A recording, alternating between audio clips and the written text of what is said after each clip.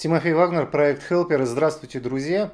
Сейчас я обращусь ко всему армянскому народу со своими соболезнованиями. Я это буду делать на армянском языке, поэтому если кому интересно, что конкретно я сказал, это будет все в описании этого видео.